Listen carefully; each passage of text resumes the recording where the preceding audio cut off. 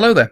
In this very brief video, we're just going to show you some of the features of the example courses that have been made available to you on this Jisc Moodle server.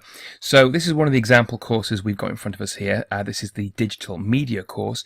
And what you'll find is when you look at all of these courses, they all look very, very similar. We've deliberately given them the same layout, the same structure and the same features so that it's easy for you to kind of switch between each of the courses and also tweak them if you want to, if you're familiar with using the Moodle system.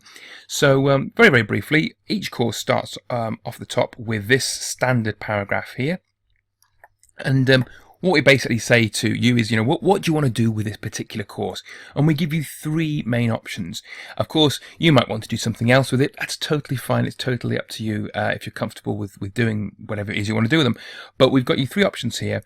So option one is you don't have a VLE, a virtual learning environment, such as Moodle or Blackboard or WebCT or whatever it is that you're using, but you want to link to the resources on a free platform.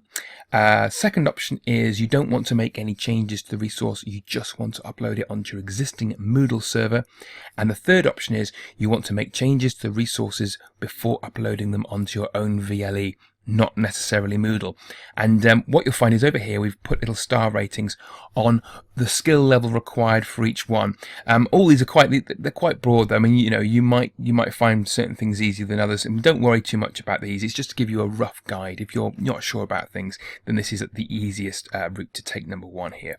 So what you'll do is if you click on each one, what you'll find is a new tab will open up on your web browser, and it will take you to a different area of the Moodle server which has notes and videos that walk you through how you can take these resources and use them on your own courses. Okay, I'm not going to go through all this because the content is all here for you.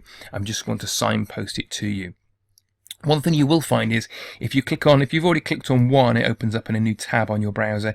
If you click on a second one, it'll open up in another new tab on your browser. Okay, so it's all there, and you can see we've not quite finished. This video is being made. We haven't quite finished things off yet. The paint is still wet, but you get the idea. It will be finished by the time you see this video. So yeah, so we've got these things here. What would you like to do? And then underneath that, what you'll find is on each of these Moodle courses, excuse me, we have common tools.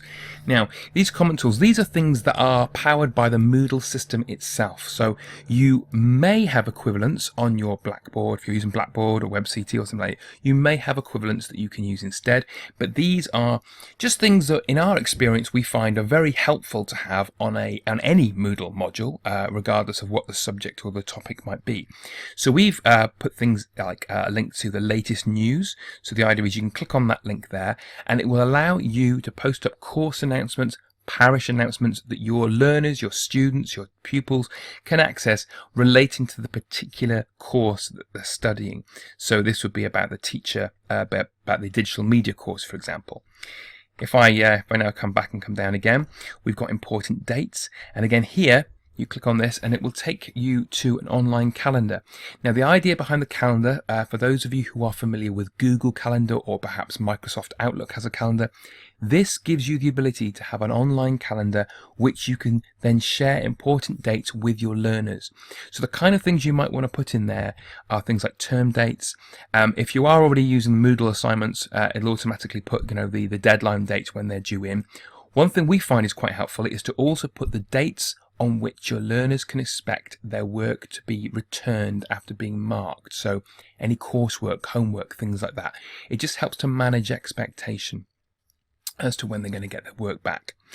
And then the final thing we've put in here is a useful information kind of folder. Now this will contain documents supporting information that aren't necessarily related to the topic itself or the module itself.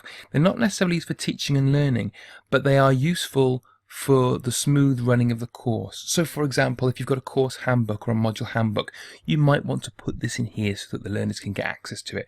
So all the kind of information you give them right at the start of the course, or the handouts you give them about the course, about the module they're taking, you can put that in here. So if they do lose the paper, or indeed you want to save a bit of money and not bother printing it out at all, then you can do.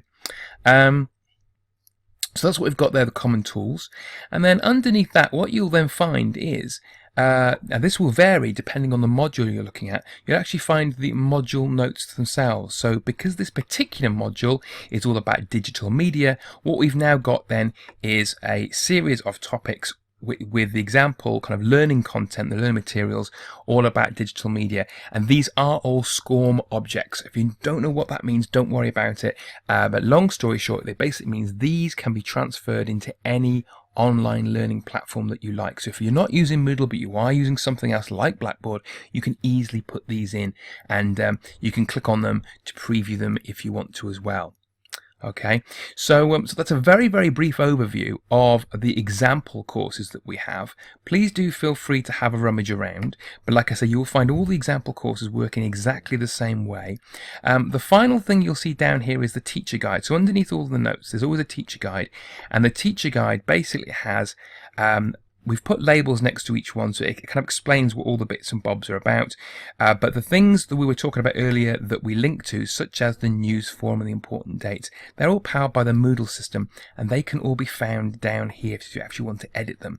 They're all down here for you, so it's nice and easy. And the very last thing, just to kind of make you aware of, we've also added in a little glossary on here where the learning outcomes for the module can be placed.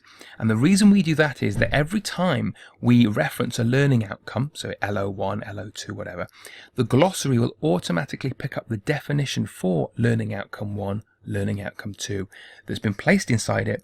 And so when the learner hovers their mouse over one of the learning objectives anywhere within the module, Moodle will automatically run off to the glossary and grab that definition for them and display it on the screen. So it means that you can easily cross-reference things. It's quite helpful if you're getting inspected as well.